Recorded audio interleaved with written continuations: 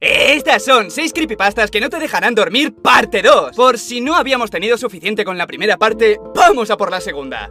Número 6. Anora Petrova. A través de un email, Anora Petrova, una patinadora artística sobre hielo famosa, le contó a un amigo que estaba muy asustada por lo que había pasado hacía unos días. Le contó que con los nervios de la competición y sin poder concentrarse en nada, decidió pasar el tiempo buscando información sobre ella en internet. En esa búsqueda fue a parar a una página de Wikipedia que alguien había creado sobre ella. El caso es que no había mucha información, casi era un borrador, pero antes de cerrarla, se percató de que decía que ella había ganado la competición de ese año, que aún estaba por celebrarse. Teniendo en cuenta que Wikipedia lo puede modificar cualquiera, pensó que tenía que ser algún fan o incluso alguien de su familia que lo había puesto para darle ánimos o como un amuleto. Sea como sea, ganó la competición, su primera victoria. A raíz de eso cogió la costumbre de mirar su página antes de cada competición y todas y cada una de las veces acertó. Aunque lógicamente le parecía extraño, estaba contenta por las victorias. Era feliz hasta que las cosas comenzaron a torcerse. En el email le cuenta a su amigo que antes de una competición importante para asegurarse la victoria, ella misma editó la página, pero inmediatamente después la reeditaron diciendo que su egoísmo le arruinó la vida. Empezaron una serie de eventos terribles, cada vez peores. Sabía que tenía que dejar de mirar la página, pero no podía hacerlo. Para empezar, predijo que la cuchilla del patín de otro competidor se partiría y le daría en la cara, y así fue. Además, le acusaron a ella de manipular esos patines y le echaron de la competición. Más tarde vio que habían puesto que Anora era una huérfana patética y con miedo llamó a sus padres, pero no contestaron. En su lugar solo pudo escuchar una risa. Siempre que llamaba, había alguien riéndose de fondo. Fue después cuando la policía le dio la noticia del accidente de sus padres. Se enteró que no había llamadas en sus móviles. Intentó de alguna manera rehacer su vida buscando algún trabajo, pero cuando miró la página para ver si lo iba a encontrar, vio que ponía que Anora había muerto completamente sola. Ella siguió mirando la página compulsivamente esperando que cambiase en algún momento, pero no cambió. La encontraron tiempo después en la habitación de su casa recostada frente al ordenador, que mostraba su página de Wikipedia. Número 5. Candle Cove. Un usuario con el nombre SkyShale003 creó un foro para hablar con personas que se acordasen de haber visto un show infantil llamado Candle Cove, un programa que emitieron hace 30 años más o menos. Quería hablar con gente que lo hubiera visto para saber si ellos también tenían pesadillas sobre el programa aún después de tantísimos años. El programa era un show con marionetas de bajo presupuesto. Aquello le daba un aire bastante siniestro, como ha pasado con otros shows infantiles. La directiva no controla bien el tema y terminan haciendo una aberración. El caso es que no le costó nada encontrar a otras personas que estaban como él. Se acordaban vagamente de los capítulos y compartían sus historias, pero de lo que más hablaron es del capítulo final. En él salían todas las marionetas del show a despedirse, pero de repente, sin ningún motivo aparente, se escuchaban gritos histéricos mientras se veían unas imágenes borrosas de las marionetas. Claro, aquella imagen los dejó llorando a todos, y tanto les impactó que no lo han podido olvidar. Algunos usuarios, entre ellos Mike Painter65, dijeron que le preguntaron a su madre por qué les dejaron ver aquello. Mike Painter cuenta, como los demás, que su madre se sorprendió mucho de que se acordase del show. Le explicó que cuando era pequeño lo que hacía era sentarse delante de la televisión diciendo que veía un programa de piratas llamado Candle Cove, pero no había nada. Todos los días durante 25 minutos exactos se quedaba mirando la estática. Número 4. El hueco de la cerradura. Le advirtieron que no mirara la habitación sin número, pero el hombre no lo pudo evitar. Resulta que al registrarse en el hotel, la recepcionista le dijo que de camino a su habitación hay otra pero sin número. Le dijo que pasase de largo, que la ignorase por completo. Le dijo que esa habitación se usaba para almacenar cosas. A él le parecía una advertencia extraña para hacer desde el primer minuto nada más entrar. Si era solo un almacén, bastaría con poner un letrero y ya está. Todo aquello no hizo más que aumentar su curiosidad. Si la recepcionista quería que se alejara, lo estaba haciendo de pena. Cuando fue a su habitación y vio la puerta sin número, sintió la tentación de mirar, pero de primeras logró contenerse. Sin embargo, al día siguiente, al pasar de nuevo por delante, la intriga lo estaba matando y quiso saber lo que había dentro. Intentó abrir la puerta, pero lógicamente estaba cerrada, pero aun con la intriga, quiso ver lo que había dentro y miró a través de la cerradura. Cuando logró acostumbrar la vista, vio que lo que había detrás de la puerta era una habitación normal, como la suya. Y ya está, se termina aquí la historia. Tanta expectación para nada. No, a ver, sí que había algo. En la esquina había una mujer de espaldas apoyada en la pared. No había nada especialmente extraño salvo en la descripción de la recepcionista. ¿Por qué ocultar con tantas ganas una habitación normal? Al tercer día sintió de nuevo la necesidad de mirar, pero esta vez no lograba ver nada en concreto, solo un color rojo, como si la mujer lo hubiera tapado para que el pervertido no le espiase. Como si eso le hubiera indignado, como si su derecho fuese saber lo que había dentro, se fue a la recepcionista y le preguntó de nuevo por la habitación, contándole lo que había visto.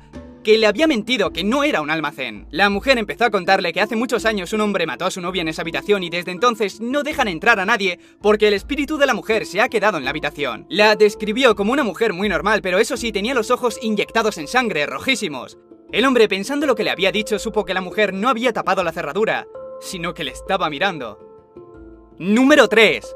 No desinformación por internet. Pensaba que las historias de terror le ayudarían a educar mejor a su hijo. Siendo padre soltero no lo tenía fácil, por lo que usaba el miedo, las historias de miedo, para que entendiera el peligro que suponen algunas cosas. Un día, estando con su hijo, le comentó que le iba a explicar una historia. El chico ya sabía que le contaría algo de terror y en cierto modo ya se había acostumbrado a ello. Tantas historias sobre fantasmas y brujas lo habían insensibilizado. Aun con esas, el padre comenzó su historia. Colby le contó, era un niño que siempre que podía tenía un rato para hablar con sus amigos que había hecho a través de un juego. De este modo fue como conoció a Helper, un usuario del que se hizo amigo bastante rápido jugando con él. Después de un tiempo, Helper quería hacerle un regalo a Colby por haberle ayudado tanto en el juego, pero quería hacerle un regalo en la vida real, por lo que le pidió su dirección. El chico sabía por dónde iba su padre, que no hay que dar información a extraños. Pero aún así su padre continuó. Colby de algún modo se arrepintió de haberle dado la dirección y estuvo todo el día preocupado, así que en cuanto llegase la noche, aprovecharía ese momento para confesar a sus padres lo que había hecho, era lo mejor. Se tumbó en la cama y esperó a que fueran a darle las buenas noches. La casa estaba tranquila, podía escuchar la lavadora del cuarto de al lado y a su hermano llorando en la cuna. En ese momento escuchó cómo subían por la escalera y vio a su padre asomándose por la puerta de la habitación. Comenzó a confesarle lo que había hecho, pero notó que su cara era un poco diferente y no parecía mover la boca al hablar, así que se detuvo y le preguntó si estaba bien. Él contestó que sí, que no había ningún problema, pese a que la voz le había cambiado. El niño, ya nervioso, le preguntó si estaba su madre, y poco a poco ella también se asomó justo debajo de él. Nada más aparecer le pregunta, ¿vas a contarnos que le has dado nuestra dirección a Helper? Sabes que eso no está bien, Colby, ¿sabes por qué? ¿Sabes lo que hizo cuando vino?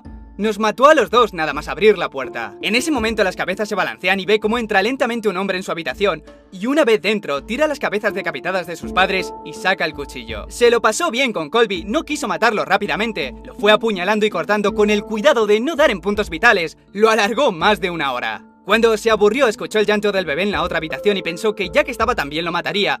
Pero al verle, el niño dejó de llorar. Helper cambió de repente, cogió al niño como si llevara toda la vida haciéndolo pese a que nunca lo había hecho, y decidió que no lo mataría. Le gustó tanto que lo crió como si fuera su hijo, y lo llamó William. Su padre supo que la historia había tenido éxito cuando vio que su hijo no reaccionaba, así que le pasó la mano por la cabeza y le dijo, ¿verdad que no darás información a desconocidos, William?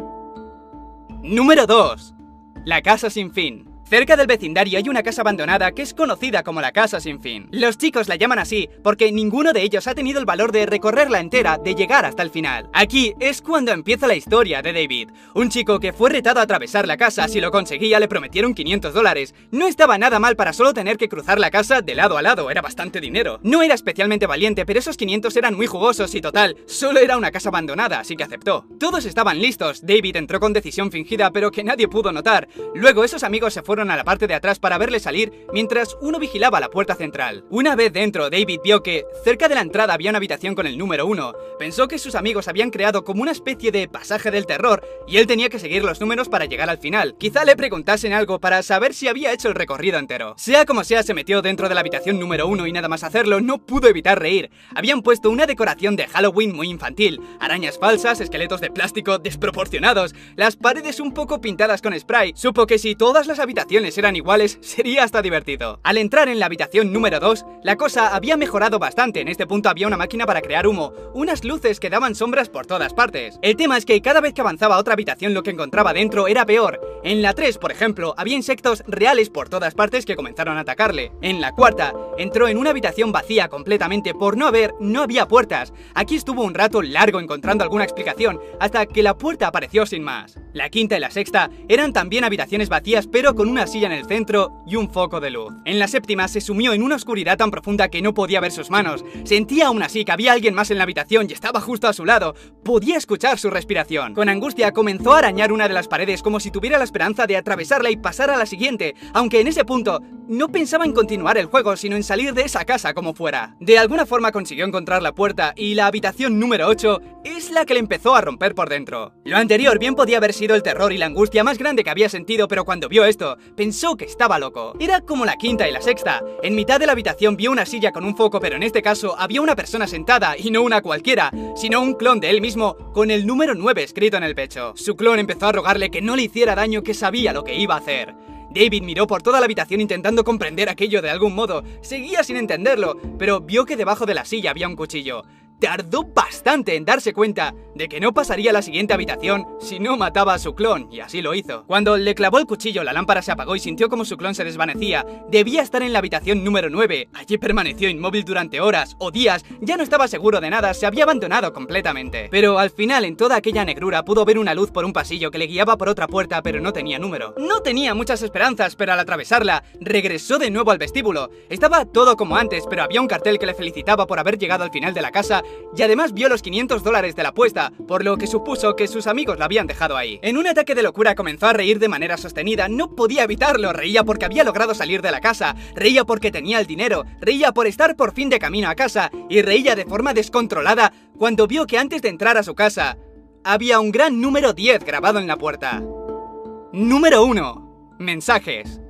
Nathan estaba pasando por la peor época de su vida. Su novia había muerto no hace mucho y ahora estaba intentando junto con su familia borrar su Facebook. Lo más extraño es que un día, sin venir a cuento, recibe un mensaje desde su cuenta, un simple hola. En un principio pensó que alguien al enterarse de su muerte lo estaba utilizando para hacer una broma de mal gusto, por lo que lo notificó sin darle más importancia. Pero al poco tiempo la cosa fue empeorando. Seguía recibiendo mensajes sin mucho sentido, como a medias, mensajes que decían que la llamara, que parase, que tenía miedo y que hacía frío. Y para rematar, se etiquetaba en fotografías nuevas donde ella no aparecía. Es verdad que aquello le disgustaba, pero en el fondo sabía que si no era una broma era algún fallo, que recopilaba partes de conversaciones antiguas y las publicaba como nuevas. Pero esa teoría suya se desmoronó en el momento en el que ella dijo que hacía frío. Recuerda que justo antes de morir ella no paraba de repetir que tenía mucho frío. Ya no sabía ni qué pensar, todo aquello le ponía triste y furioso. Pensó en dejar de escribir a su novia e ir a ver a la familia para ver qué se podía hacer, pero antes de dejar el ordenador recibió un último mensaje, una imagen.